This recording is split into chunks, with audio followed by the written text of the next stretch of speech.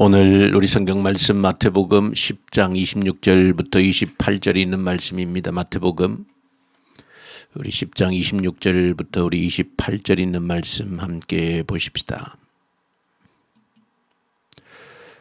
그런즉 그들을 두려워하지 말라. 감추인 것이 드러나지 않을 것이 없고 숨은 것이 알려지지 않을 것이 없느니라.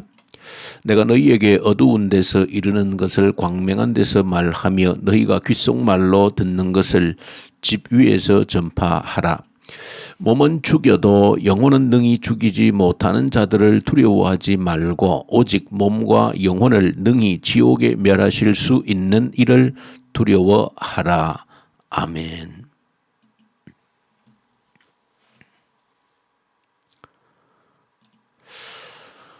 오늘 우리가 함께 읽을 창세기 10장을 보시면 노아 홍수 심판 이후에 이제 노아의 자녀들 또 노아의 후손들에 대한 기록을 쭉 이어가고 있습니다.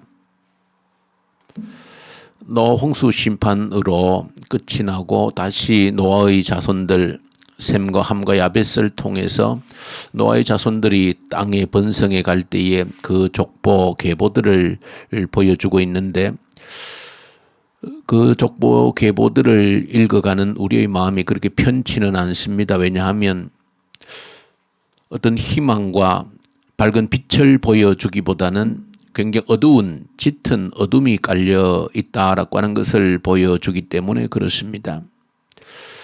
그 노아의 족보 가운데 그 중심 인물은 함의 자손 니므롯이라고 하는 그 이름이 등장합니다.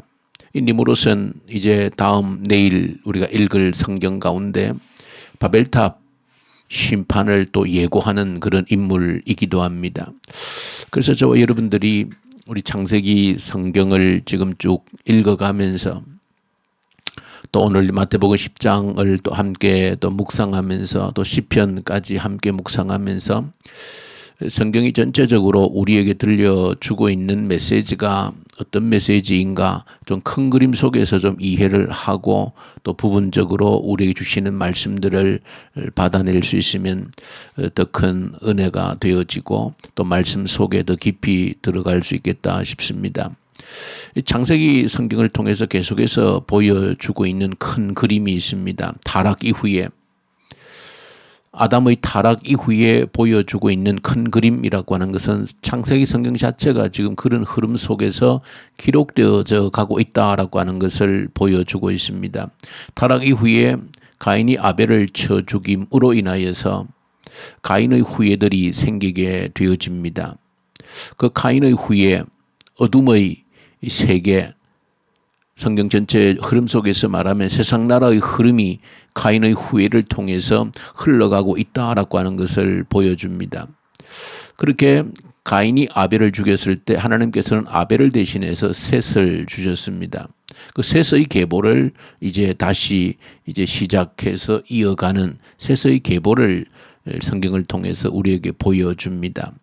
근데 안타까운 것은 셋의 계보를 통해서 에노스라고 하는 그리고 에녹이라고 하는 하나님의 사람들이 보여지고 있지만은 그러나 그 셋의 계열 역시도 곧 다시 그 노아의 심판을 통해서 보여주는 것처럼 완전히 세상 나라 죄의 그림자에 의해서 완전히 뒤덮여지는 그런 흔적을 보여주고 결국에는 온 세상이 어둠으로 덮임으로 인하여서 다시 말하면 그 하나님의 나라가 세상 나라에 완전히 집어삼켜지는 그런 일들로 인하여서 노아의 심판이 다시 다가왔다 하는 것을 성경이 그런 흐름 속에서 보여주고 있는 겁니다. 자, 그런데 이제 노아 심판을 통해서 다시 노아의 자녀들 셈과 함과 야벳을 통해서 그 자녀들이 땅에 번성하기 시작했는데 또다시 그 번성된 자녀들 속에서 우리에게 보여주는 것은 또다시 어둠의 그림자가 드리워지고 있다는 것을 보여주고 있는 겁니다. 타락한 이후에 우리 인간 속에 잠재되어져 있는 죄의 속성, 이 죄성이 얼마나 강력한가라고 하는 것을 보여주고 있습니다. 끊임없이 우리의 죄성은 세상 나라를 만들어가고 있다라고 하는 것을 보여주고 있는 것입니다. 그래서 그 어둠의 그림자는 이제 또 계속해서 바벨탑 심판으로 이어지게 되어지고 그 속에서 다시 이제 하나님께서 새롭게 시작하는 아브라함을 시작해서 구약의 역사가 또 계속해 시작이 되어집니다. 그러나 우리가 익히 이제 배우고 알고 있는 것처럼 그 구약의 역사도 결국은 끊임없이 실패의 역사로 아픔의 역사로 이어지고 있다. 그것을 큰 그림 속에서 지금 창세기에 쭉 보여주고 있는 그림 속에서 보면은 끊임없이 그 세상 나라는 그 하나님의 나라를 삼키려고 하는 집어삼키려고 하는 그 일이 끊임없이 일어났다는 것이고 그 구약의 오랜 역사 속에서도 이 하나님 나라의 역사는 꽃을 피우지 못하고 결국은 잠식당하고 그 어둠 속에 깔려지는 짓밟혀지는 그런 일들이 끊임없이 일어나고 있다라고 하는 것을 구약 성경 내내 우리에게 보여주고 있는 내용들입니다. 자, 그런 가운데 이제 신약 새로운 시대가 시작되어지고 이제 우리가 또 마태복음을 통해서 새로운 역사를 보는 그런 때에 와 있는 겁니다. 오늘 시편에 보시면은 시편의 시인이 굉장히 탄식하고 있는 그런 모습이 보여집니다. 그것은 하나님의 사람들이 땅에 살아가면서 이 세상 나라에 의해서 잠식당해져 가고 있는 온 세상이 그 세상 나라의 죄의 어둠 세력에 의해서 잠식당해 가고 있는 그 현실 앞에서 탄식하고 있는 그 시인의 하나님의 사람의 그 모습을 보여주고 있는 겁니다. 이 시편을 통해서 보시면은 그야말로 온 세상은 악으로 뒤덮여서 그들은 큰 소리로 하나님이 어디 있느냐라고 외치고 하나님을 조롱하고 온갖 악을 행하면서도 그럼에도 불구하고 그들의 하는 일은 형통하게만 해가는 그런 모습을 지켜보고 있는 그 시인의 답답하고 고통스러운 마음을 그대로 노래하고 있는 내용이 시편에 기록되어져 있는 내용입니다. 어쩌면 시편 대부분의 내용들 가운데 이러한 세상 나라가 하나님의 사람들 억압하고 하나님의 나라를 짓밟고 온 세상을 어둠으로 가득 채워놓은 그 현실 앞에서 슬피 탄식하고 울부짖는 그런 내용들이 상당수가 시편의 노래로 기록이 되어져 있는 부분들입니다. 자, 이렇게 이 세상이 언제나 세상 나라에 의해서 죄에 의해서 온 세상을 어둠으로 짓밟고 있는 뒤덮고 있는 이런 세상에 하나님 아들 예수 그리스도가 오셔서 새롭게 끊임없이 실패했던 그 하나님 나라의 꿈을 위해서 예수 그리스도께서 오셔서 첫 번째 선포한 것이 바로 천국이 가까웠다라고 하는 선포입니다. 그 천국은 마태복음의 독특한 표현이지만은 다른 복음서에 기록되어져 있는 것처럼 하나님의 나라 똑같은 단어입니다. 이 하나님의 나라 그렇게 오랜 세월 아담의 타락 이후에 끊임없이 어둠의 세력 세상 나라에 의해서 짓밟히고 유린되어졌고 완전히 어둠으로 죄악으로 뒤덮였던 그곳에서도 하나님 또다시 이제 때가 되면 하나님의 아들이 오셔서 외친 것은 똑같은 메시지인 겁니다. 그러니까 예수님께서 하나님의 나라 천국이 가까웠다라고 하는 그 선포를 그 예수님의 선포로만 우리가 받아들일 것이 아니라 이 창세기부터 쭉 구약의 역사 속에서 이어져 내려왔던 그 흔적 속에서 예수님이 선포하신 이 하나님의 나라 천국이 가까웠다라고 하는 이 선포를 저와 여러분들이 받아 볼 수 있어야 된다.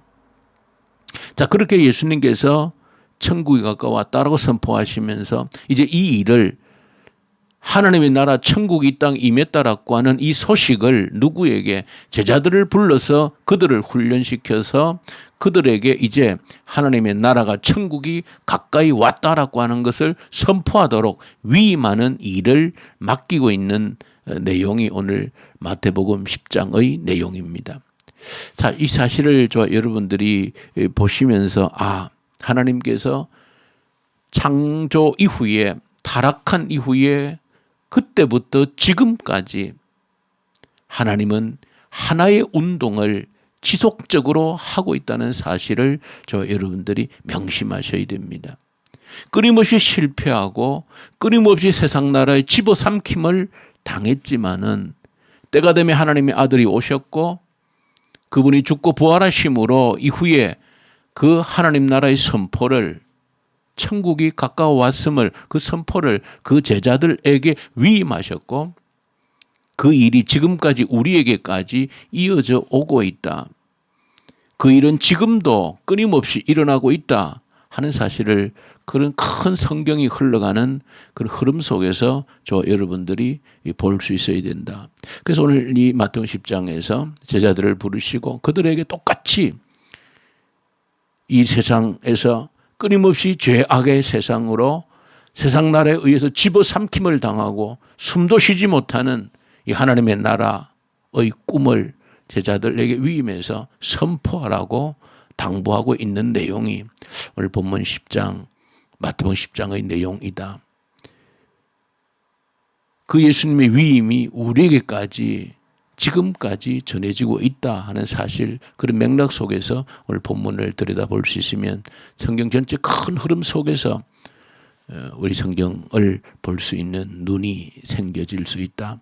자, 그런 가운데 이제 제자들에게 이제 그런 예수님의 선포를 위임하고 있는 그 내용을 저와 여러분들 보면서 오늘 한 가지 기도 제목을 붙들고 기도하기를 원합니다. 예수님께서 제자들을 세우셔서 그렇게 하나님의 나라 천국이 가까웠다는 것을 선포하도록 보내시면서 여러 가지 내용들을 보여주고 있습니다. 제자들에게 권능을 주셨고 귀신을 쫓아내고 온갖 병자들을 고칠 수 있는 능력을 주셔서 그들을 보냅니다. 그럼에도 불구하고 예수님은 그들이 가야 될 장소가 어떤 곳인지를 알고 계십니다. 그렇게 만만한 장소가 아니라는 것을 주님이 이미 아셨기 때문에 그들이 가서 선포해야 될 이 하나님 나라, 이 하나님 나라의 선포를 들을 죄악 세상이 만만한 곳이 아님을 주님이 아셨기 때문에 여러 가지 당부의 말씀을 제자들에게 하고 있습니다. 비둘기같이 순결함이 있어야 되지만은 뱀같이 지혜로움도 갖춰야 된다라고 말씀을 하고 있습니다. 만만치 않다는 것입니다. 너희들이 옥에 잡히고 재판에 넘겨지고 고문을 당하고 신문을 당하는 그런 일도 닥치게 되어질 거라는 겁니다. 그러나 두려워하지는 말라는 것을 말씀합니다. 오히려 그런 것들이 모든 왕과 고관들에게 복음을 전할 수 있는 통로도 되어질 것이다 라고 말씀을 해줍니다. 자, 그런 가운데 이 새벽에 저희들 꼭 한번 반드시 예수님의 이 위임을 복음 선포에 천국이 가까웠다라고 이 선포를 위임받은 자들이 반드시 기억해야 될 말씀으로 주신 것 한 가지를 붙들고 이 새벽에 기도하기를 원하는데, 예수님께서 제자들에게 당부하십니다. 두려워하지 말라 하십니다. 그러면서 두려워하라고 말씀합니다. 똑같은 내용을 서로 다르게 표현하고 있습니다. 이 땅에서, 이 죄악 세상에서 그 하나님 나라의 꿈을 가지고 천국이 임했음을, 하나님 나라가 임했음을 선포하는 자가 되어지려고 하면 두려워할 자를 두려워하고 두려워하지 않아야 될 자를 두려워하지 않아야 된다는 것입니다. 그래야만이 이 어려운 죄악 세상에서 적어도 이 사명을 감당할 수 있다 하는 것이 예수님께서 제자들을 파송하시면서 당부하신 가장 중요한 내용입니다. 왜 실패하는가? 왜 예수님의 사명을 제대로 감당하지 못하는가 할 때 이것이 뒤바뀌기 때문에 그렇습니다. 언제나 뒤바뀌기 때문에. 두려워해야 될 자를 두려워하지 않고 두려워하지 않아야 될 자를 두려워하기 때문에 언제나 실패한다 하는 사실을 저희는 기억하고 이 새벽에 다시 한 번 더 예수님께서 말씀하신 대로 두려워할 자를 진정으로 두려워하고 두려워하지 않아야 될 자들을 두려워하지 않는 그런 담대함이 우리에게 있어야 이 사명을 감당해낼 수 있다. 누구를 두려워하는가? 누구를 두려워하지 말아야 되는가? 우리의 몸을 죽일 수 있어도 영혼을 죽이지 못하는 그런 자를 두려워하지 말라고 하신 겁니다. 예수님의 이 말씀은 아주 단호하고 우리의 몸을 죽일 수 있을지언정 우리 영혼을 죽이지 못하는 자를 두려워하지 말라는 겁니다. 그런 자들은 두려워할 대상이 못 된다는 것입니다. 어떤 사람도 어떤 권력도 어떤 물질 돈의 힘도 의지할, 무서워할, 두려워할 대상이 아니라는 겁니다. 너희들이 진정으로 두려워야 될 것은 너희의 몸과 영혼까지 지옥에 던질 수 있는 그분을 두려워하라는 것입니다. 오직 너희들이 두려워할 분은 그분 한 분밖에 없다라는 것입니다. 돈 때문에 두려워하지 말고, 권력 때문에 두려워하지 말고, 사람 때문에 두려워하지 말라는 것이 예수님께서 이 위대한 사명을 받은 제자들에게 주시는 가장 핵심적인 내용이다. 이것이 뒤바뀌면 이 사명 감당할 수 없는 것이고, 하나님 나라는 이 죄악 세상에서 결코 뿌리를 내리지를 못한다. 그 긴 역사 속에서 결국은 끊임없이 세상 나라에 의해서 잠식당하고 짓밟히고 유린당한 것은 이것이 뒤바뀌었기 때문이다. 두려워할 자를 두려워하지 않고 두려워하지 않아도 될 것들을 끊임없이 두려워하면서 살면 집어삼켜진다는 것입니다. 이것이 오늘 저 여러분들에게, 예수님의 제자들에게, 제자의 길을 따라가고자 하는 자들에게 주신 예수님의 가장 우리에게 당부하고 있는 내용이라는 것을 가슴에 새기고, 이 새벽에도 저 여러분들 함께 기도하십시다. 혹시 두려움이 있지 않습니까? 온갖 두려움들이 우리를 짓누르지 않습니까? 한번 주님 앞에 어떤 두려움이 나를 짓누르고 있는가? 어떤 사람 때문인가? 돈 때문인가? 뭔가 나를 짓누르는 두려움이 있다라고 하면 이 새벽에 주님 앞에, 내가 두려워하지 않을 것을 두려워하고 있구나. 내가 진정으로 하나님을 두려워하고 있는가? 내 몸과 영혼까지 지옥에 쳐넣을 수 있는 그 하나님을 두려워하고 있는가 하는 것을 한번 기도함으로써 진정으로 두려워할 자 두려워하고, 두려워하지 않아야 될 것들을 결코 두려워하지 않겠다라고 하는 그런 담대한 결단이 있는 이 새벽 기도 되기를 간절히 소망합니다. 우리 주님 아버지 감사합니다.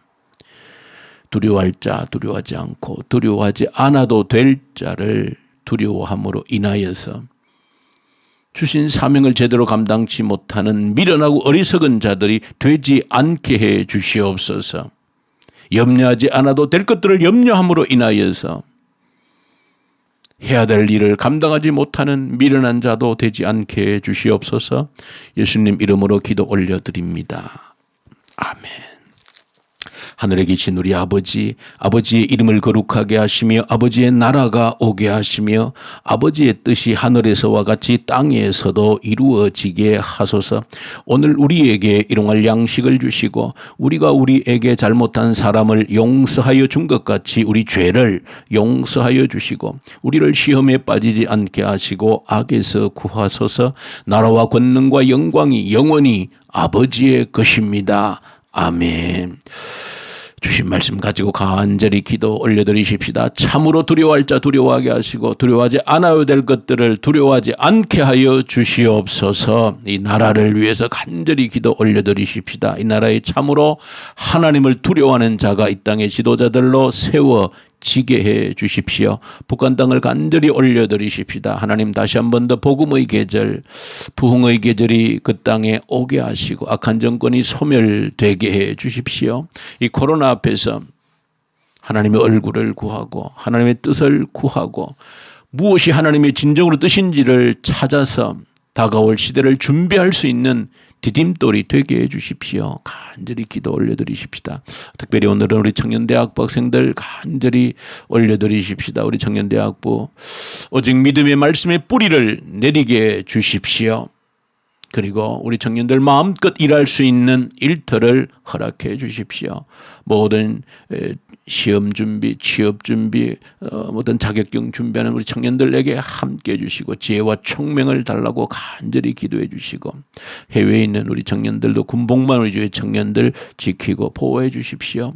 때가 되면 합당한 배필, 믿음의 배필을 만나서 믿음의 가정을 꾸리는 우리 주의 청년들 되게 해 주십시오. 위해서 간절히 우리 주님께 기도로 올려드리십시다. 우리 선교현장에 있는 선교사님들, 특히 또 이집트, 인도, 우리 중국, 또 러시아까지, 특별히 우리 터키의 우리 강단영, 또 이영덕 우리 선교사님, 어제 또 아들을 출산해서 우리 산모와 아이 또 건강하게 또 자랄 수 있도록 그 멀리 있는 땅에서 하나님께 지켜주시고 보호해 주시도록 간절히 우리 기도로 올려드리십시다.